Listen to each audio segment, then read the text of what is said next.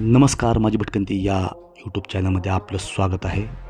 महाराष्ट्रातील साप या भागामध्ये आज आपण उडता सोनसर्प फ्लाइंग स्नेक या सापाबद्दल माहिती घेणार आहोत.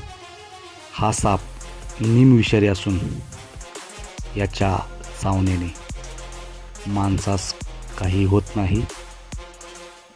हा झाडावर असणारे पक्षी, पाली यांना दंश केल्यानंतर ह्या सापाचे विष थोड्या प्रमाणात या पक्षी आणि पालींना मूर्छित करण्यासाठी असते. हा साप प्रामुख्याने पश्चिम घाट या ठिकाणी झाडावर आढळणारा साप आहे.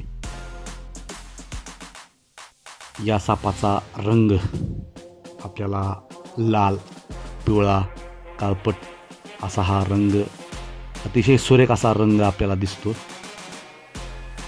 या ठिकाणी काळ्या, पिवळ्या आणि तांबड्या रंगाची चकचकीत अशी नक्षी यावर असते.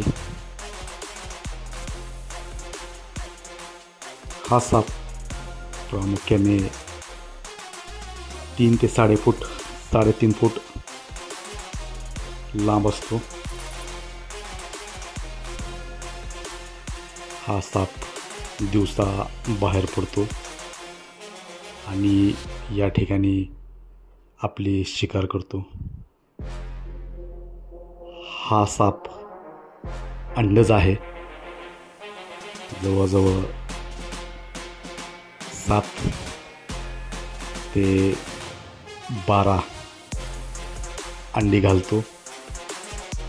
फेब्रुवारी मार्च महिन्यात हा अंडे घालतो.